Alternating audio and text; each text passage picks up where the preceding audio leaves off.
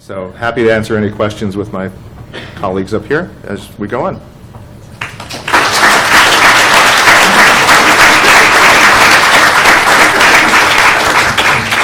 Thank you so much, Ken and John, Nico.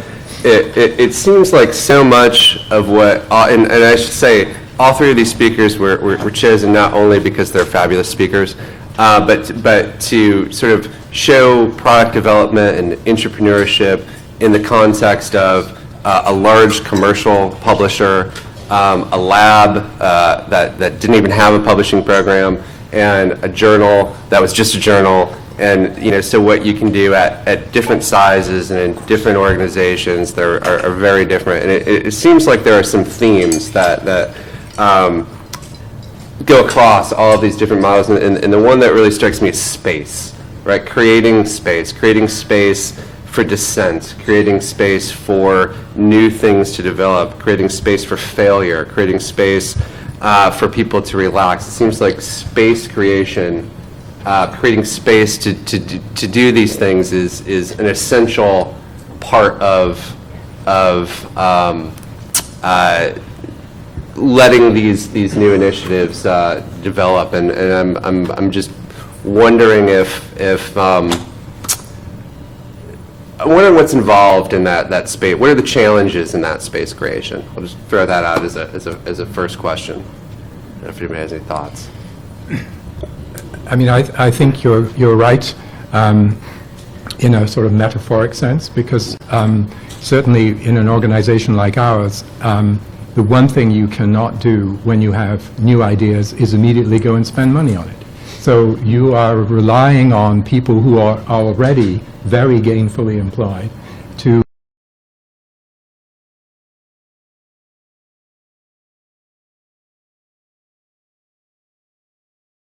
and I think that's an absolutely vital resource. So space in that sense.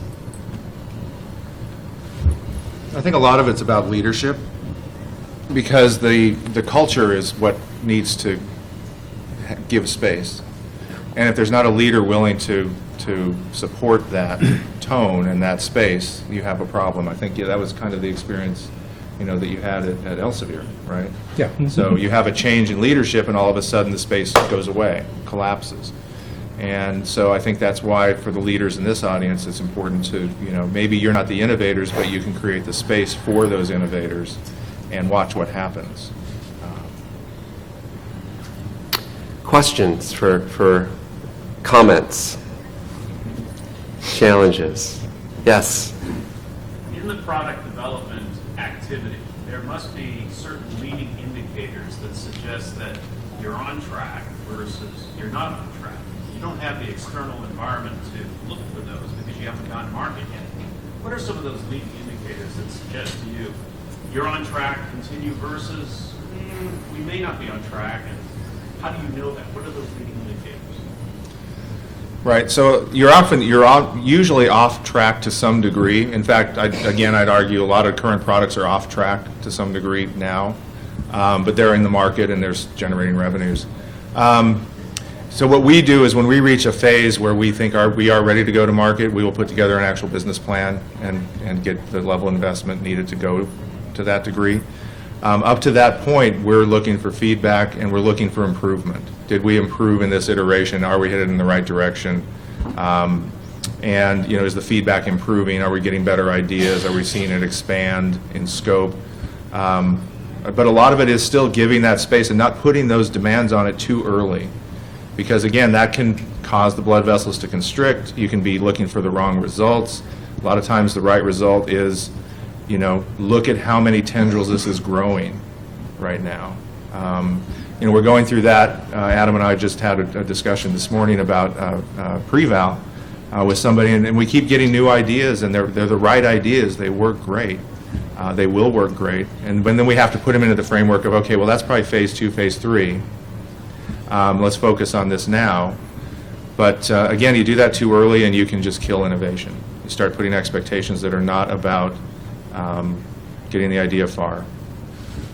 I have a benchmark that I often use, and this comes from starting my own business and then selling the products.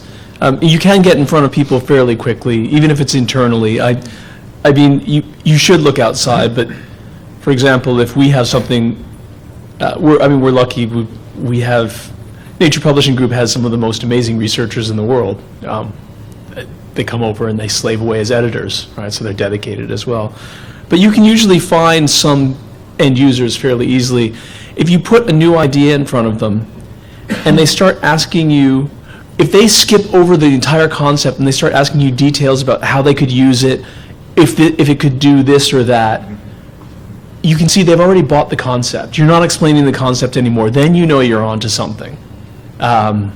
So, I mean, I've gone back, we've had some ReadCube developments where we've gone to publishers and we've shown the initial one and they've asked, they said, I just don't get it, I just don't get it. And then we went back with the latest version, which really was a huge leap forward. And I mean, it had been based on feedback, but we went to some publishing partners and they started asking things like detailed implementation questions. Could you put this download link up here? I was like, we got it, because they've already pictured it in their daily life. So that's a key milestone for me. Other questions?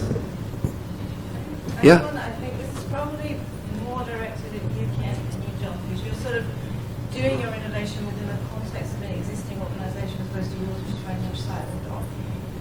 Classic innovators dynamic, trying to change the expectations for a new product or a new idea versus existing ones that you have. How do you both deal with that within the context of working in an organisation? Right. You want to go first? I think that what we have done is the innovations have been additive, not substitutive, if that is in fact a word. And you know, the comment that was made earlier about where you have to deprive existing businesses or reduce the dominance of certain individuals in an organization in order to do something new. That's a very tough thing to do. And I don't think we've had to do that. I think we've basically just added additional things that, you know, some of the existing executives haven't always been very impressed by, but they haven't felt threatened.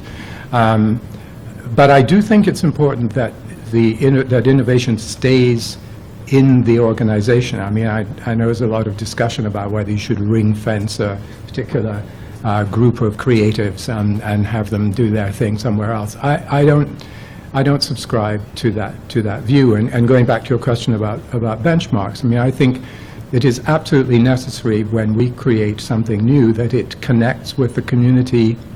Not necessarily immediately, but it's got to have validity, and you go to that community very early. And I totally recognize what Nico describes of where, you know, you're sort of halfway through your explanation and the guy's saying, yeah, I get it, okay, but then, you know, and I mean, not to be trivial about it, but, you know, the bar at Cold Spring Harbor Laboratory is a sort of epicenter of scientific creativity, because we have these meetings and people come and they talk afterwards, and we do similar kinds of processes, often on a rather informal sort of basis. So I think that the short answer to your question is that we have not done the really difficult thing, which is to take an organization and transform it so that it makes something happen in a very, very different way. Maybe, I mean, it sounds more like that's what you have done, Kent. Yeah, I think we're in the midst of that. Again, I think it's about creating the space and the expectation, and also giving, again, you know, from kind of top to bottom, we've given people permission to innovate and solve problems. One of the things I'm happiest with that has happened is it's helped me develop a style that I'll go and just say, this is the problem. Can you solve it? And 3 weeks later, I've got a presentation from somebody who's like, here's 5 options. What do you think? And we'll kind of talk about it and come up with something and brainstorm a little bit, and we've got it solved. And that goes all the way down to production, all the way up to the editors have ideas now there. You know, so I think it's, again, a lot of it's about giving permission to think, I'm going to sound like Apple now, think differently, you know? But, you know, just, nothing's finished, nothing's perfect except that Lancet. That was such a shame we need to return. But, you know, that was the laugh, right? Was that, how could you say that's perfect? You know, how could you go through that process and arrive back at that? It's something up here made that happen, so, yeah. Other questions? Maybe you could talk just a little bit about the challenges in talking to the leadership, and I know you all are in the leadership, but the other folks in leadership about the need to create some space, because it sounds like there's not one way to create space, and you each have done it in very different ways. And you know, John, it sounds like you you sort of came into Cold Spring Harbor at the invitation of Jim Watson, and he was helping. He essentially said, "I want to create space for you to innovate." And himself, because he was busy about to go off and start the Human Genome Project. So, you know, in fact, one of his quotes that I meant to put in, addressing precisely this, he said to me in somewhere sort of 2 years after I'd been there, he said, "My job is to hire good people and then say yes." And I should have actually put that into the presentation, because I vividly remember him saying that. And I think that's an encapsulation of what you're talking about. And then it sounds like Macmillan took a different route, and sort of, because this could have happened within an existing, you know, unit, and so that I don't know if you can say anything about, you know, why Macmillan chose the route it did. I mean, I know something about that, but. Well, I think a couple of things. One, there is no one formula, although creating space is vital. And I mean, it's hard to get around the product development triangle that you had. That certainly, those are probably constants. But just to be clear, innovations for Nature Publishing Group, for Nature.com, those are still done within NPG. That's not our remit. So they would be. If someone from Nature Publishing Group were here, they would probably be saying a lot of the similar things to you two gentlemen. So the reason that we were carved off is because we were doing fundamentally different things. I would say that you know, that gave us space, but then within that, our managing director Timo Hane gives us tremendous space and leeway. Anybody can come up with an idea, and that from day one, that's been known. And usually the people who shoot down the ideas are the ones who come up with them themselves, because in presenting them they say, "Oh, that's stupid."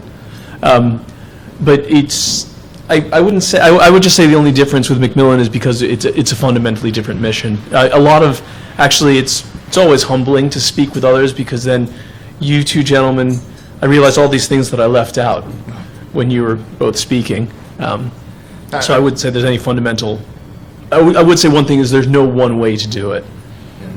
Can I just add one thing? So, and I've seen this, and one of the things that we've hired a lot of people in over the past few years, and one of the biggest compliments I've gotten is there's no politics here. And I don't tolerate it, but to the positive side of that, we've gone to great pains to make it a team-oriented place. We even had my daughter's volleyball coach speak to the organization in a very memorable speech that got everybody going about teamwork, and how these girls who play volleyball and went to state and almost got it, played as a team and always had each other's backs, and it gives you chills when you see some of the things and have some of the stories. But after that and ever since, that has gained momentum, and that kind of teamwork, you know, it's just, we keep reminding ourselves, you know, it's just us. Or we're, you know, who are we going to ask? Well, this is the team. You know, these are the players right now. And there's no, you know, big third party that's going to come down and say, you can't do that. It's like, yeah, we can. We can give ourselves permission. It's us. And the internal infighting is another poison that can really mess up innovation. And again, that gets back to give it space, be patient, protect it a bit. You may have to protect it a lot. So. Thank you. We done? Thank you, none.